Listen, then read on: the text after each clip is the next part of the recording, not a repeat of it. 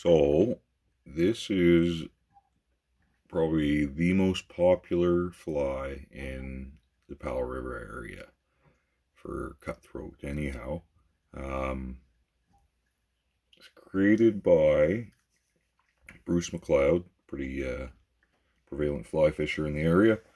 Anyhow, it's called the Mcleod Stickleback. I'm going to tie the original, and then I might do a video of how I've since changed it, making it quicker to tie, and in my mind has been more effective. But it works pretty darn good as it is. You can use it for sea runs. You can use it for residents. We've used it for rainbows in the interior. If you're getting into big fish that start getting piscivorous, feeding on other fish, then this is what you want to do. So, O2O lead wire. I'm just going to start the hook. It's a size 4 TMCO 5263. Doesn't need to be this big at all. I'm doing it big just for visual. Usually I tie these on size 8s. I've tied them on size 10s and 5X and size 8 and 4X. I go all over depending on what's in the area. So get a little bit of lead going there. And we're going to be using UTC 140 in black. That is up to you. A lot of people like to do their streamers in white. It doesn't really matter. Break off the excess, cut off the excess, do whatever you want. Get that wire secure so it doesn't roll on you, because if that rolls on you, it's just going to cause you trouble. But you get her down, you get her down, you get her down. It doesn't take a whole lot. These should be not darting so much as they should be jutting along. That's how stickleback move. They don't dart, they're not sculpin, they're not leeches. They don't do this up and down jig. So we'll dress the hook till we get to the barb. So right in here's the barb. You see we've left probably two eye widths back on our lead wire, giving us space to do our head. And here's where it gets really, really easy. So we're going to start with some copper wire. You can use gold, you can use whatever you want. It's really not going to show. This is what I had a piece cut off, so I'm going to bring her up. Now we're not trying to bulk up too big here, so I'm not going to go up past the lead. But what I'm going to do is I'm going to take the end of the wire that was sticking through, fold her back now, and wrap over top of it. And that's going to stop that from pulling through when you go to secure down the feather. So it's a Matuka style fly, which similar to a Matuka style fly, which is like a zonker where you have the rabbit and you rib through it. You'll see what's going on here. We're going to take silver chenille. This is in small. I don't mind wasting a little bit, so I'm just going to nip off a little bit. Where I've changed this is I like to do mine in gold. The original calls for silver, so we're going to do silver. I find the gold is a better reflection of the sticklebacks in our area. I've actually gone as far as to braid silver and gold together, and that is dynamite because it makes such a nice stripe on the side. And if you look at sticklebacks, they have that. So what I've done is I've removed some of the chenille just with my fingers, flicked it off, and that gave me the core to tie down on. Okay, we move forward, and all we're going to do is wrap that in, touching turns but not crazy. So I'm pretty well in line with the barb, right at the bend of the hook, and I'm just making my way through. It does not have to be that purdy, and it doesn't have to be bulky. It should be light and sparse, but still gives off that nice silhouette, that slender profile they have. I'm going to take it up to just the end of the lead. I'm not going to go any farther I'm going to trap that. A couple wraps over, a couple wraps in front. That's locked in, it ain't going nowhere. Keep your thread wraps tight, but not crazy tight. It should be a reflection of the thread you're using. If you're breaking off thread, you're going too light. Okay, now we take, so this is just a olive saddle I have. But you see it's olive, but it has a reddy hue on it. It was cheap, and that's why it looks like that. It's not supposed to look like that. But that actually works in my favor. And why I like it so much for these, because sticklebacks have a orangey hue on their tips of their tails and fins. At least in my area they do. And it works in my favor. So we're going to put the two non-glossy sides together. And we're going to line those up, tip for tip. And I'm going to measure it. So I don't like them long. You can go crazy long, like that'd be insane. But those are going to foul all the time on you. So here's a hook length. So from the bend to the eye, that's pretty well going to work for me. It's a touch long, but at the same point it's going to give that action because you want that flutter through the water. This fly is a bit of motion, but really it's going to be the marabou and the tail that are going to really kick it into overdrive. So I'll pinch that off, keep them together. And I'm going to strip the bottom sides of these feathers. And in doing so, that's going to help make them lay down. But it's a stickleback. They have spines. We have different species of them here, 3-spine, amongst others. I think Texade Island has their own species. It's real. They can't count. Fish can't count. It's just to give the illusion of what you had here. Because I've used these in areas where there weren't stickleback, and it simulated bait fish just fine. So keep those together. It can be unruly at times. So that's how long I'm going. So I've marked off where my crystal, my chenille ends. And I'm going to nip that off. So now I've got a working piece here. Always little feathers in the way, eh? So I like to do one wrap of wire to get on the underside. So now I'm up on the chenille. When I come over, I'm going to be up on the chenille. And I put these back together and I just tease them out so they're sticking straight out. They'll do what they want to do later. And I work it through. Do not be worried about trapping fibers. It doesn't matter. This is a silhouette. It's not actually performing any structural purpose. It's not going to be holding up your marabou later. It's just to give the illusion that there are stickles on the back of this stickleback. So we carry on, moving forward, going in between.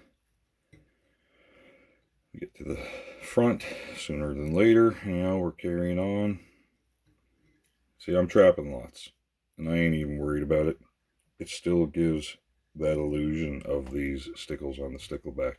When I get near the front, at the front of the wire, I come just into it. All right, good. And now I'm going to capture the whole thing. A few tight wraps, pull the wire back, couple tight in front. It doesn't matter that it's a little messy and unruly because you are going to end up covering all that. So you don't cut your wire because they're extra scissors.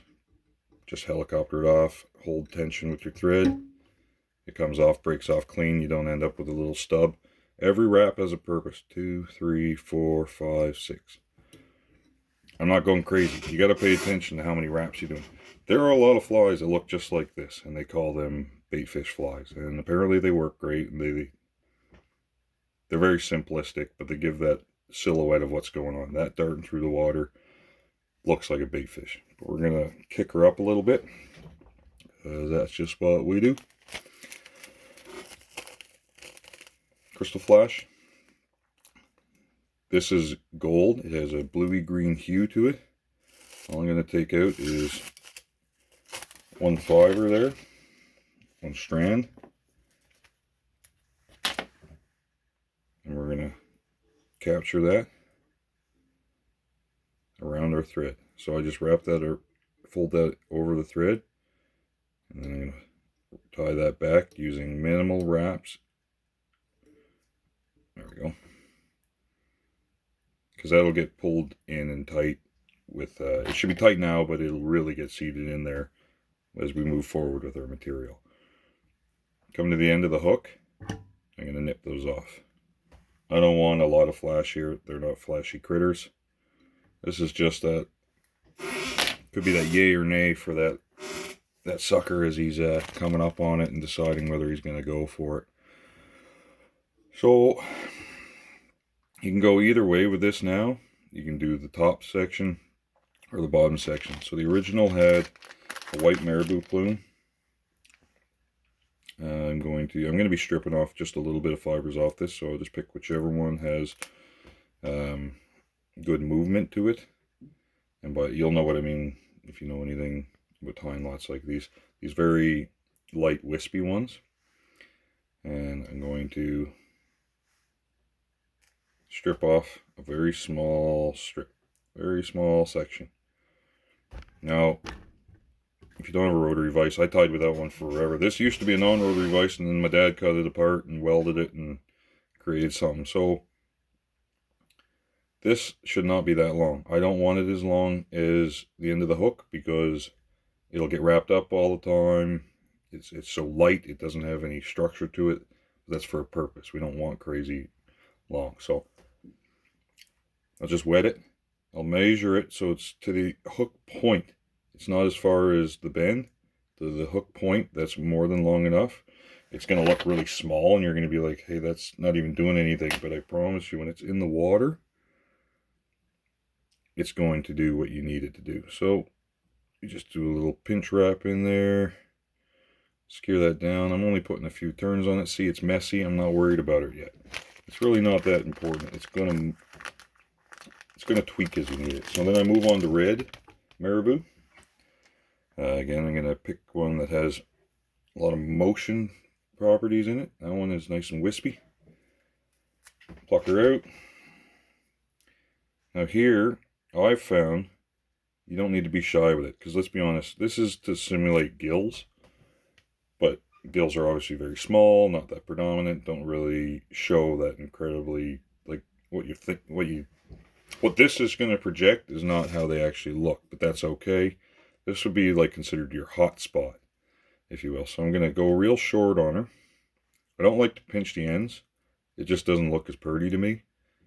Some of the commercial tied ones are. But I like flow. I like movement. That's what triggers fish. So we're going to go about half as long. Not quite. 5/8 as long as our white was. We're a little bit bulkier than our white, and that's okay because that's going to wisp on either side. I'm just going to nip that off. I'm going to put her in. Pinch wrap down. And we just kind of secure that in on the center. I have big hands, and they don't really work all the time for grace and dexterity. So we're getting our illusion here. We got our white, which is going to flutter underneath. Our red is going to flow over top, simulating very extreme gills on this one, which is okay. It's what we want. I'm just going to make sure everything's tight, give her a few wraps. We're not going crazy because we don't want to bulk up and then all of a sudden our head's being rushed. So next is your olive. So I tie these in black, olive, gray, a lot of gray, because when they release the salmon fry in one of our local lakes, sometimes that's the ticket and it just happens to work well. But I've kind of switched to a different pattern now, but this is what we use for many, many years. So on the same principle, I found one with nice wispy fibers. I'm going to strip off the junk at the bottom because it's just in my way and I don't want to catch it in my group. A lot of people go crazy and will take that whole thing and jam that up on there. it works, but we're going to make it a little tidier. So I'm going to pluck these down, and I'm going to come down to the center about here. So I know that I want at least that long. That's about 1.5 inches, both sides. That's 3 inches of marabou fiber there. I'm going to pluck out the center so that rigid end piece doesn't get in the way of the action. I'm going to peel those over. Just kind of tame them forward, making it tight. So lengthwise, I like to go about 1/2 inch past the hook bend. 1/4 inch to 1/2 inch, that's probably closer to 1/4 is what I'm going to do. Because if I go short like this, like some of the originals, look at all this empty space in here. These fibers are going to mesh into all this. They're not going to sit up like this. These are going to be wet. They're going to be tight down here. It's going to give that shape that you want. So pinch wrap, jam it in your fingers, pull down. This is where you kind of get her, got to get her all neat and tidy so we still have room in the front. We're right on top. 1, 2, 3, 4. More wraps than needed, but it'll work. Come in, clean her up, and we'll just give her a few wraps going down. Not worried about getting too crazy with it, because this is the point in the fly where they start to look messy. You start getting too bulky in here, you get a big bump, you can't really clean up your head very nice. So the only thing we're going to do is we are going to wrap back a few more wraps, because I do want this olive in line with the red. Now, every time I move it goes out of focus. Fucking bullshit. Not a big deal. Can't swear there, I don't think. Okay, so going forward, now all we're going to do is take our grizzly. You don't have to have a big pack of grizzly like this to do this. I got lots of little ones on the wall. That's just the one that I reached without having to move. These are all your smaller, I wouldn't consider them dry. I have used them for dry because I didn't have anything else at the time, but very rigid and stiff. The original called for those stiff hackles in there. I like to come up here and find a more webby saddle style. These are going to simulate your fins. Because if you watch Stickleback in the water, it's going all the time. They're 100 mile an hour. It looks like a little blur alongside when they're moving or they're trying to stay stationary. They must have very advanced swim bladders, because it's pretty phenomenal how they can stay in one spot at a time in the water column. They don't have to be moving at all. They can just sit there and kind of keep themselves going almost like a hummingbird. So this is considerably wider, so if I bend it out at that section of it is a little wider than my hook gap. That should be a reflection on all your flies.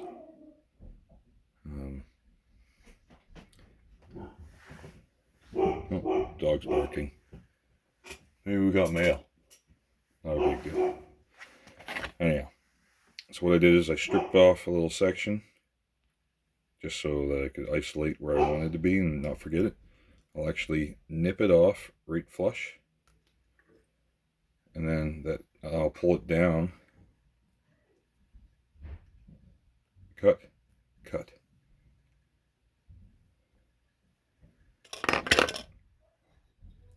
and then we're just going to tie that in at a 45 angle with the glossy side out. And once she's secured in, so by cutting it that way, you have almost barbels to grab onto with your thread so it won't slip out. And we're just going to palmer it around, starting at the back and moving forward. That's enough. That's all you need. A lot of them have a pile more. I'm only going to come up to the top so that it's easier to grab onto. 3 wraps, good. It ain't going nowhere. Okay, come in here, cut her off clean. You don't want stuff in the way in the future for when you're doing your head and everything. Now I'm going to grab everything with my hands. Well, I guess it's the only thing you can grab with. Haven't trained my bird to grab anything yet. So I just tame those back very gradually. I want them up, but rear. I don't want them forward. That doesn't do nothing for me. I won't assist in anything. And you want a decent sized head on it. So you just keep taming them back. Moving back. And that will lock everything in. All your wraps should be the same tightness. That's how you get rigid flies that won't fall apart on you and won't get destroyed. So now we're good. We're going to go to the hook front, go back, go front, go back.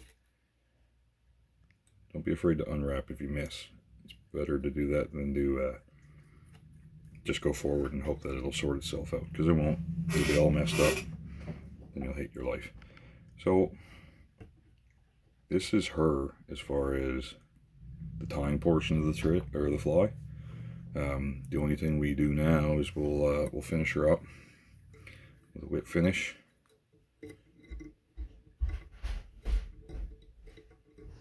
And then there's tools for that, by the way. You don't have to do it like that. This is a whip finisher. This is a smaller whip finisher, depending on the fly you're doing. So really that's her. The only thing that we do now in this style, on the next style, I actually use UV resin and holographic eyes. Take some white paint.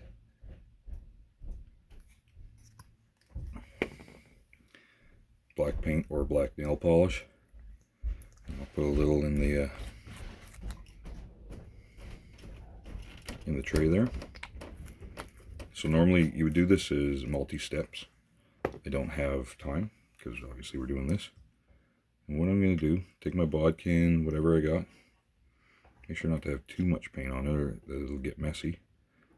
I will turn the fly sideways. Now I've done it without a rotary vise, so that's okay and it works just fine, but it's just easier for me to see. And I'll dab it on and build an oblong shaped eye. Like so. It looks big. It looks large. It's okay. It's pronounced. It's an attraction. The eyes on them things are actually probably more round, but whatever. This will just, you don't want it to look like nothing. You want it to actually serve a purpose. So go big with it. Don't be afraid to go big with it. So now I would do both sides in theory. Okay, so sorry, had a smoke break and my mom came and talked to me. Mom. So hopefully it's dried enough, but we'll take the black. Black dried up. Let's put a little more black on our palette here. Get some Bob Ross going. Put in a pretty little black dot on there. Pretty little black dot. Yeah, it's pretty self-explanatory at this point. Roll it up so I can see it, brace my hand. Put a nice little black dot in there. Boom. Got the illusion of a fly. Or of a bait fish. I'll then take clear once this is dried. Go all the way around. Or UV resin, whatever you got for head finishing. And that's her. That's the fly. This is the Mcleod Stickleback. Killer pattern. Works deadly. You imagine that all wet and that moving down. That's going to slim down to that. These are going to simulate your gills, the red. These will be your fins. You don't need to trim up the top. It actually pushes water. It pulses. You want to keep them on there. It gives, and that crystal flash is in there. You can't see it, but it's there. Actually, you can see it. It's right there. And that's just going to give just a little bit of, hey, how are you? What's going on? Let's party. So that's her. Enjoy.